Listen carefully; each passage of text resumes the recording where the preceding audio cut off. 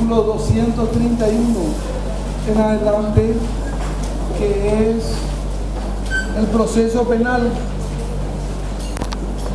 ¿Qué dice el artículo? Abran su código procesal penal. Procesal penal.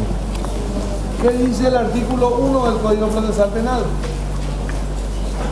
Yo sé que eso no dieron todavía, pero ¿qué dice el artículo 1? Juicio previo.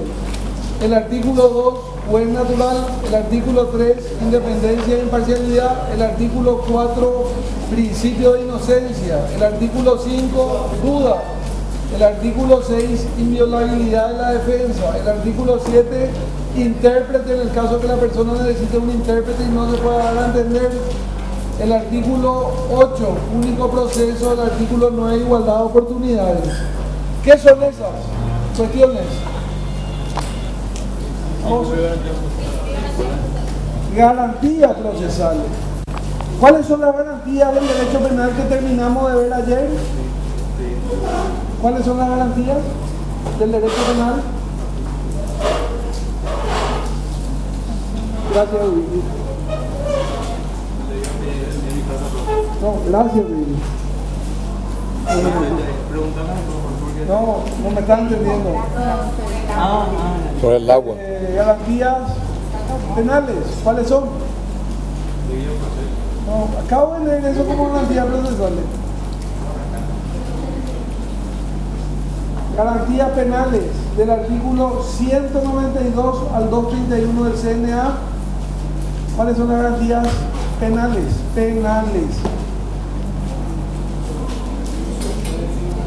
No, penales. Yo acabo de leer las garantías. ¿Qué garantías acabo de leer? Procesal. Entonces, procesal, ¿qué significa? ¿Qué es lo que regulan las garantías? El proceso. ¿Y qué regula el procedimiento de fondo? El fondo es la cuestión. Tienen otro tipo de garantías. Son las garantías de fondo. Artículo 1 del Código Penal, artículo 2 del Código Penal y artículo 3 del Código Penal. Si yo le pregunto cuáles son las garantías penales, usted me tiene que decir principio de legalidad, principio de reprochabilidad y principio de prevención. Y ahí empezamos con la conducta típica, antijurídica, reprochable, toda la cuestión de toda la cuestión penal, ahí empezamos con la cuestión penal. Entonces vemos si el adolescente tiene o no la capacidad, la madurez psicosocial, vemos qué tipo de sanciones va a recibir, cómo se configura la responsabilidad penal. Eso es el fondo. ¿Entienden lo que es el fondo? No tiene que ver con el proceso, sino que tiene que ver con tener un sujeto, tener una porción de hecho y tener una ley penal completa que donde meter esa conducta. Eso es derecho penal de fondo, lo que ustedes ya estudiaron. La conducta típica, antijurídica, reprochable. Ahora empezamos el proceso penal. ¿Cómo se pone en movimiento el proceso penal? Y ¿cómo pongo en marcha el derecho penal de fondo? A través del derecho procesal. Que son las garantías, le acabo de leer todas las garantías del proceso. Si yo te digo, ¿cuáles son las garantías del derecho penal de fondo? Vos no me podés decir derecho a la defensa, porque eso tiene que ver con el proceso. Si yo te digo cuáles son del derecho penal de fondo, vos me tenés que decir principio de legalidad. Tiene que haber una conducta que esté descrita en una norma, que tenga incluso la sanción que va a recibir la persona, ese famoso nullum crimen, nullum pena, sin leyes previas, estrictas, bla, bla, bla. Eso tienen que saber. Y después cuando yo te digo, ¿cuánto le vas a condenar al adulto más? Y voy a ver el principio de reprochabilidad, que es la capacidad del autor de determinarse según la norma. Y ahí le agrego el principio de proporcionalidad, reprochabilidad y proporcionalidad. Y después cuando yo te digo qué pena le vas a aplicar, o para qué sirve la pena, o qué tipo de pena, o cuáles son las teorías de la pena, vos me decís, verá, artículo 3, principio de prevención. Todo ese derecho penal de fondo tiene sus particularidades en el derecho penal juvenil. El sujeto es diferente, es una persona de 14 a 18 años, más madurez psicosocial. La reprochabilidad es diferente, las sanciones son diferentes, las penas son diferentes, los centros donde los chicos se van privados de su libertad son diferentes, y la prevención es diferente, porque nosotros tenemos una prevención que es educativa y no es la protección de la sociedad y la reinserción única, como dice el artículo 20 de la Constitución Nacional. Esas son las diferencias que hay en un proceso penal morigerado, atenuado, que es el proceso penal de adolescentes. Pero ahora vamos a pasar a la segunda parte, al proceso penal. Al proceso penal. O sea, cómo pongo en movimiento poder descubrir, con mi palabra le estoy diciendo esto, a lo mejor estoy piloteando, poder descubrir que la persona cometió el hecho punible. O sea, cómo veo que se hayan recogido convenientemente y adecuadamente las pruebas que tanto le gusta a ustedes. Que yo no entre a tu casa sin una orden de allanamiento, que no escuche tu llamada sin una orden de un juez competente, que no te tome declaración sin un abogado defensor que te asista, que si vos no sabes hablar español y hablas solamente guaraní, te vamos a poner un intérprete, o que tenés derecho a una doble instancia, doble conforme o recurso de apelación. Eso es el proceso. Perfecto, te adelantaste y ya leíste. Muy bien. En ese sentido, tenemos el 231 del CNA, que dice que siempre se va a aplicar el proceso penal ordinario, siempre y cuando las normas no estén establecidas en este código. Entonces, primero tengo que controlar si el proceso penal está regulado en el libro 5 del Código de la Niñez y la Adolescencia. Ese 231 es concordante con qué artículo, Carmen. ¿Con qué artículo? No, perfecto, 427 como norma complementaria del proceso penal adolescente. Pero ¿con qué artículo del fondo? Que ya estudiamos 1000 veces. Lee el artículo. ¿Con qué artículo? 427. Sí. ¿Con el 427? No, uno de los primeros artículos es. Lee el artículo 231. Lees lo que dice. No, del Código de la Niñez. 193. Solamente se podrá usar de carácter supletorio el Código Penal y el Código Procesal Penal. Ese pueden concordarle si quieren con el 231, que dice prácticamente lo mismo.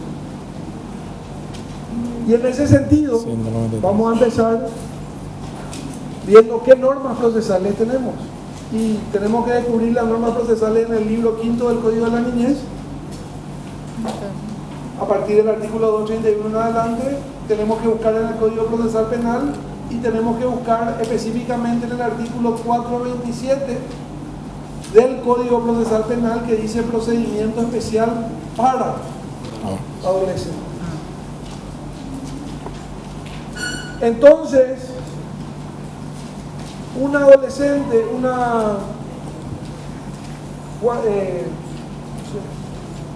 Raquel comete un hecho punible de robo, le saca el celular a una persona que está esperando el micro en la parada, sale corriendo.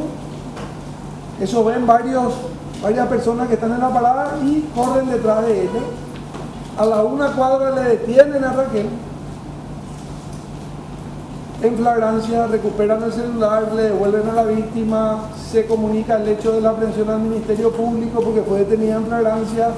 Ella formula un acta de imputación por robo agravado, el juez le convoca a la audiencia de imposición de medida y declaración indagatoria, y en la audiencia ella dice, antes de que empiece, yo tengo 13 años. Es más, no tengo cédula y tengo 13 años. ¿Qué tiene que hacer el juez?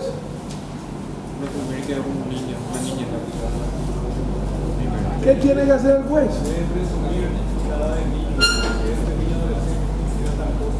¿Dónde está eso? Muy bien.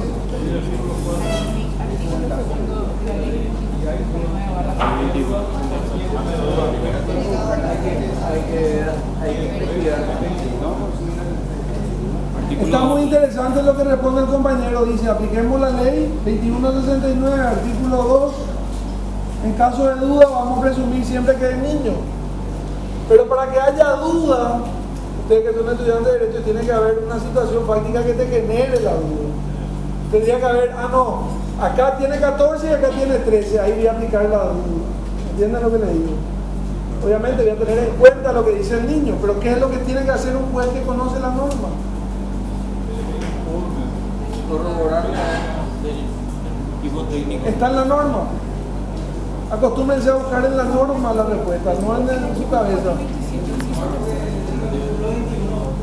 No. El artículo 21 se va cuando vos estás seguro que no tiene la edad. Porque yo le puedo tener a Juancito y Juancito me dice, yo tengo 12 años y yo tengo que creer y decirle, bueno, salí en libertad a mi hijo. Feliz, no vaya rápido, yo puedo tener 12. Te creo.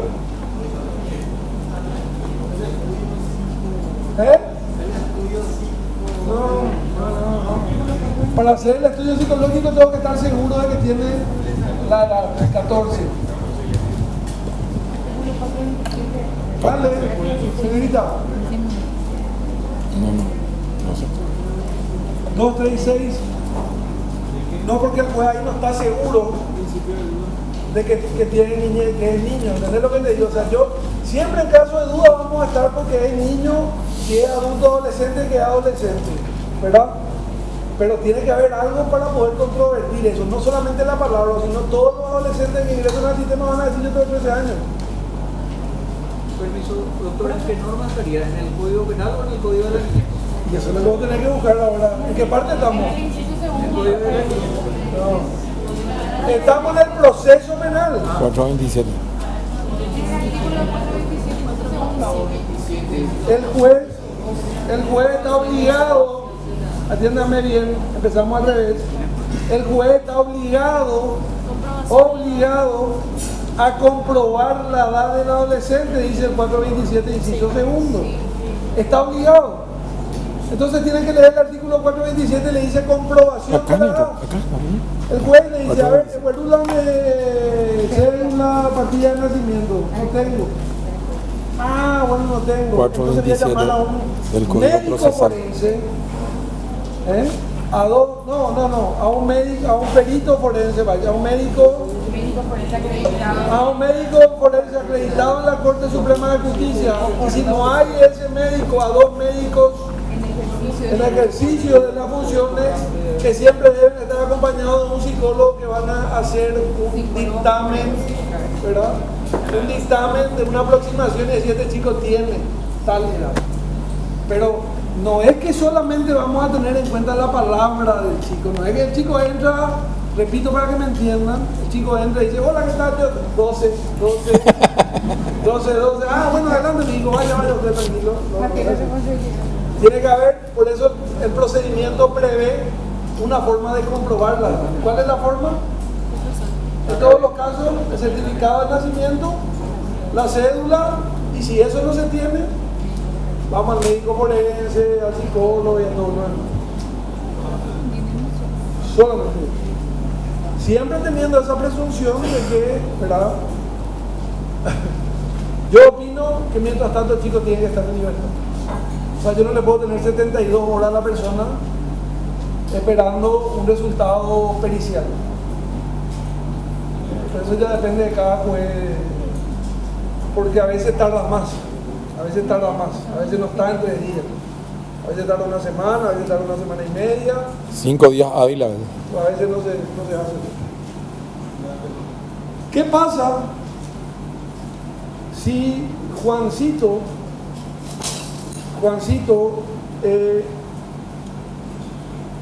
es detenido por la Policía Nacional cometiendo un robo agravado con una pistola, le apunta a una persona, le saca su mochila, llega la policía en ese mismo instante, le detiene, revólver en mano, mochila, él es aprendido por la policía, le llevan a la comisaría, le tienen 24 horas, no comunican a la fiscalía, le tienen 30 horas, no comunican a la fiscalía.